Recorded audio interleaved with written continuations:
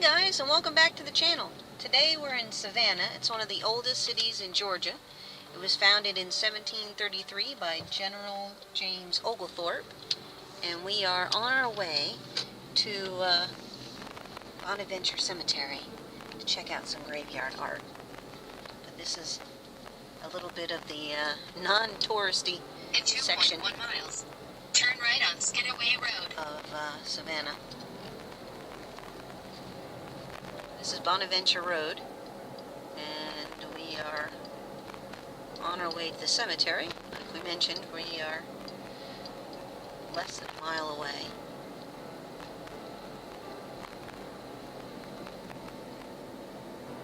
Fancy. in 1,000 feet. Turn right. Alright, we're at the entrance here. We're going to go check out the massive graveyard. It's going to be great. So, we're here at the cemetery. We're going in to get a map.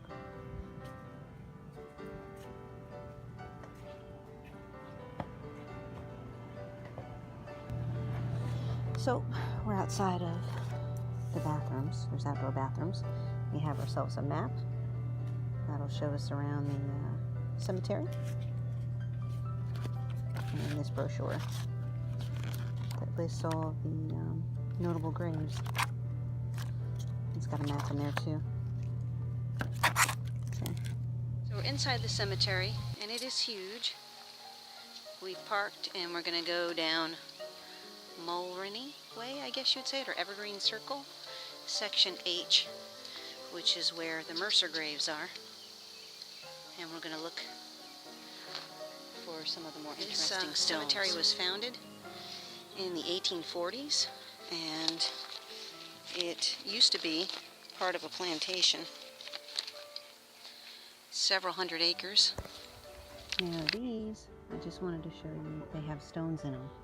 And the tradition is people would put stones on top of the graves to accomplish two things. Let people know that they were here visiting loved ones, and to keep the spirits in place. You can see these ones have quite a few stones.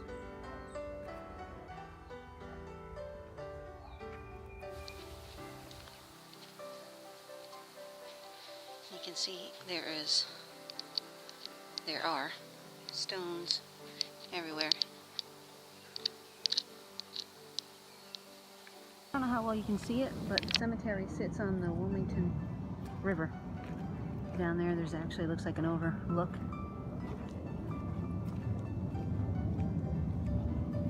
Wilmington Bluff, they call it. That's what we're supposed to be on, Wilmington Bluff. It's pretty.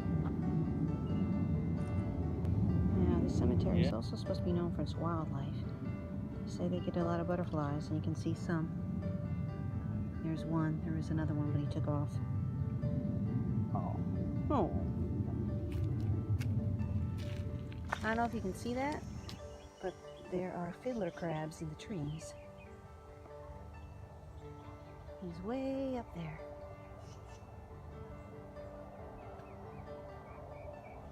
There's one. Okay. Where'd he go? There, see? Fiddler crabs in the tree. Hello, fiddler crabs. That's funky. It's a beautiful old tree. I'm gonna go see the statue. I don't know, I'm gonna give you the other camera too, the phone.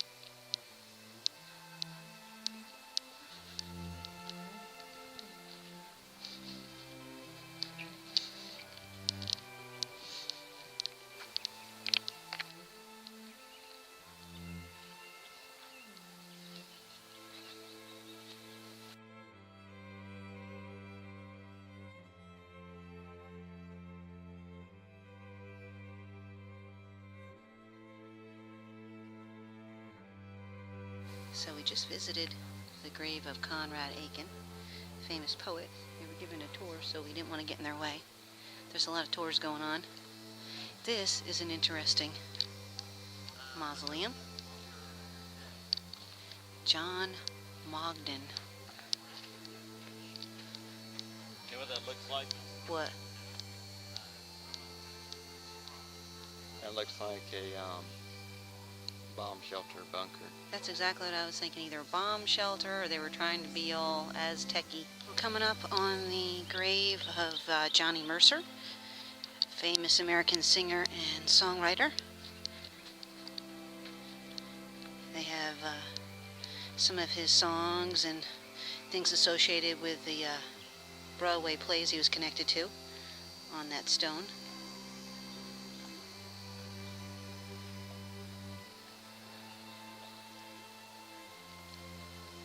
And those, I believe, are some of his family members.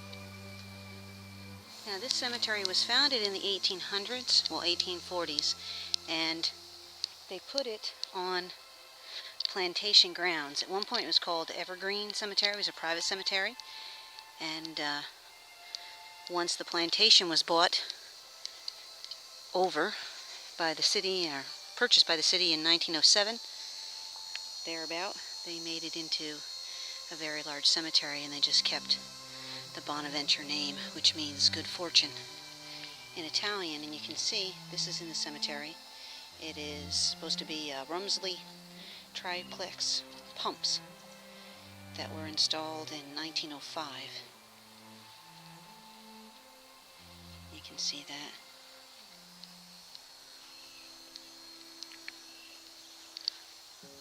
And we're in section E now. We just finished touring section H, where Johnny Mercer is located, and the poet, Mr. Aiken. We are actually on the lookout for the grave of Gracie, little Gracie. As you can see here, we're at the famous grave of Miss Gracie, or Little Gracie. Some people say it's haunted, some say it's not. As you can see, somebody left money and stones and pins, bracelets. They say that her family, after she died, was so distraught over her death, that they moved out of the area and left her here, so people kind of adopt her and come and leave things on her grave. I know, I saw it, $5 for the upkeep of her grave. I guess they should have left it in with the Historical Society, but oh well.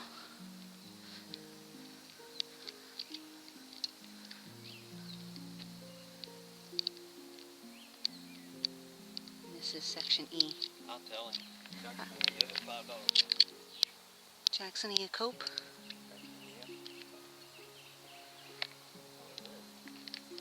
Just wanted to show you this grave because it's unusual. It's a raised cross. It's very interesting. And again, it's got the stones on it to keep the spirits in place. I don't know if you can hear it or not, but this area is full of birds. Mockingbirds. Yeah.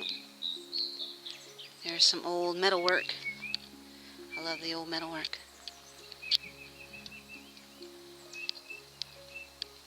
You can see the butterflies on the lantana.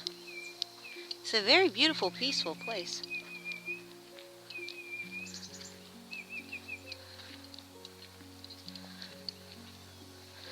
A lot of really beautiful stones.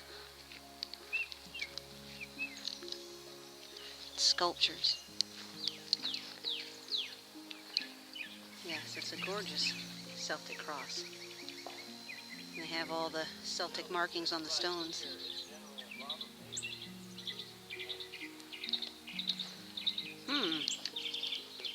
Partially funded the restoration project of this Cemetery. cemetery. There he is.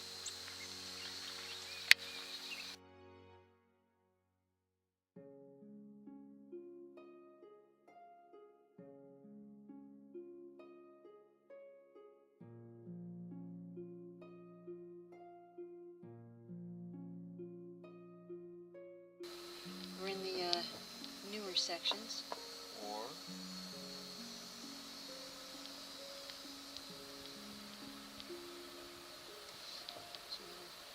Cherub.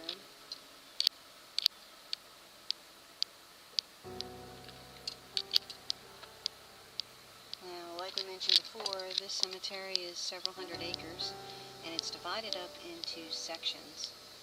There's one section that has all World War I soldiers, World War II Confederate soldiers, so on and so forth, and then there's family plots and newer sections and little gardens, the bluff gardens that we showed you earlier.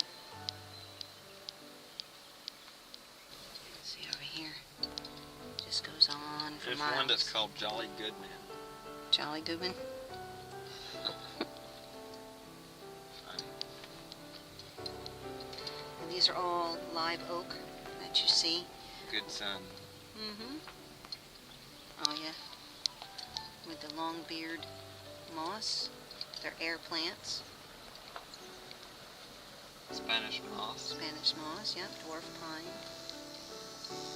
Dwarf palmettos, I'm sorry. Dwarf palmetto. Yeah. I want to see this one down here, baby. Magnolia.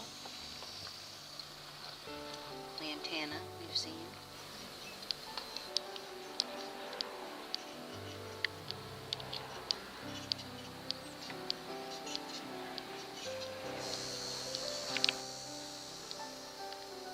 Some of the stones are tall, like these, or monuments, I should say, like Bullard.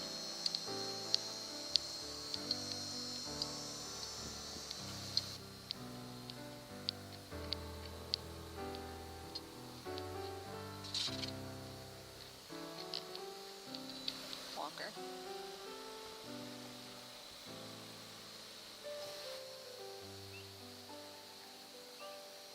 I want to get a closer look at some of these. It's not part of the famous graves, but the statues and artwork interested me.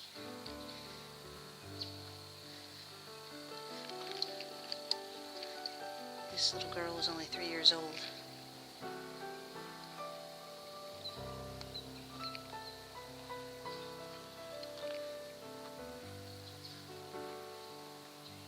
It's missing its hand.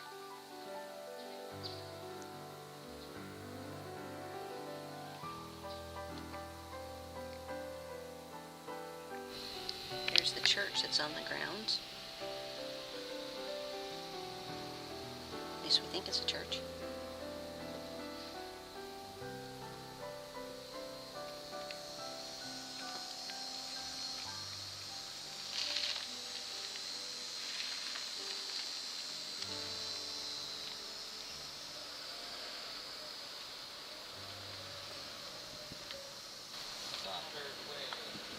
We're headed down to Stockford Way.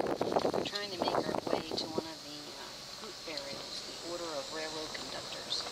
It's supposed to be the final resting place of people that were railroad conductors from 1929 to 1964, and it's in section L, plots 420 to 427. Right, we found it. This is the group grave for the Order of Railway Conductors, and I wanted to see this one for a couple reasons. One, I have family members, ancestors, that helped build the Erie Railroad, and some that worked on the railroad for many years, including my grandpa and his father before him. But anyway, we also thought that... John F. Kennedy. Not the same one, though. We also thought that it would be interesting to our subscribers who focus on trains. So, here you go, guys. Memorial to deceased guests, Order of Railway Conductors.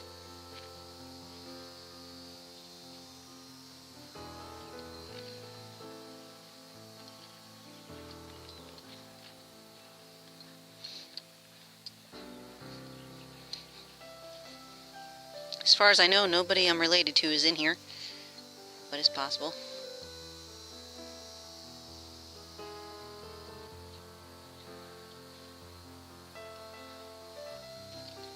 You can see it's in section L, across from the bluff.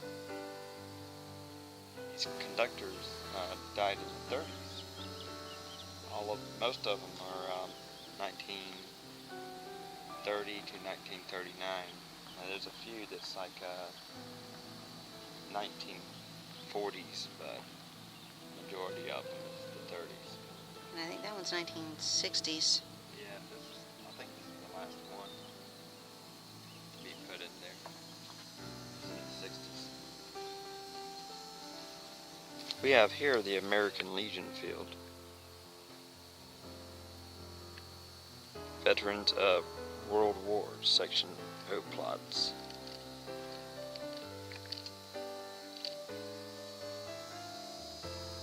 It reads sacred to the memory of veterans of World Wars.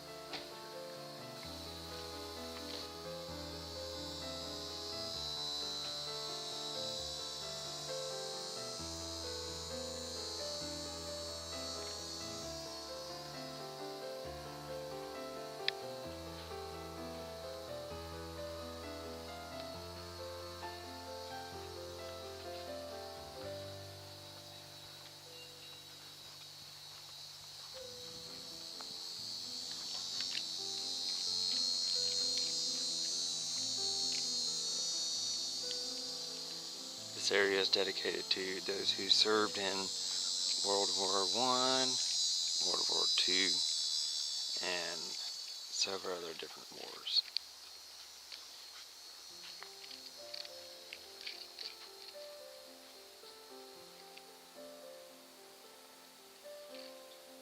Some of these were born in as early as 1900.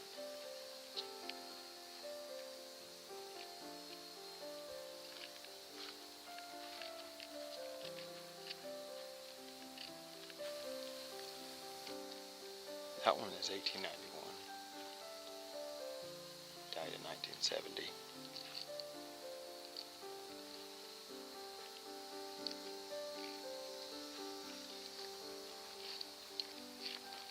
It's pretty cool. It's kind of amazing, really. Imagine being born in the late 1800s and dying in 1970. Imagine the change that you've seen yourself.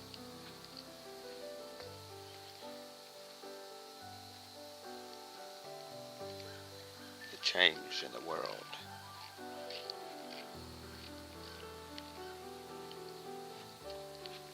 We're riding for the Jewish section. Yep, there we go, Q. Looking for plot 466. 467. Okay. I think we found it. Yeah. And it is supposed to be the ashes of 344 victims from Alma, Hanover, Germany that were killed during the Holocaust. Let me just see if we can find it.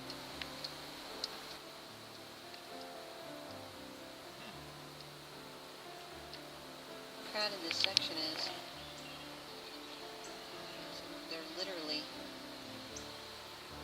side by side. In some cases, the stones are touching.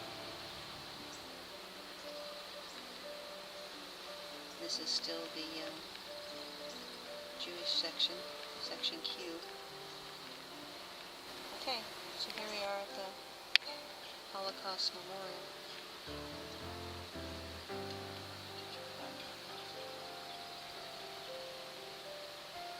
And that is actually the section where everybody's all crammed in there.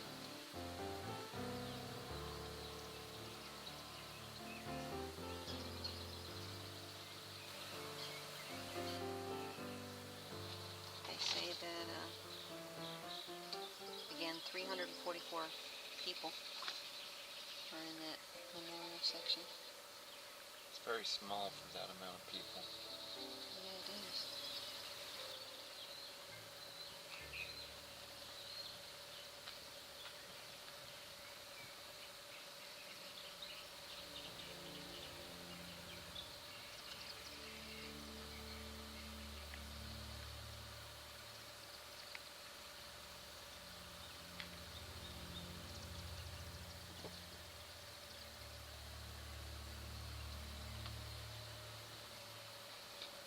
building there is supposed to be a chapel. Jewish chapel. Yep, it serves this section of the cemetery.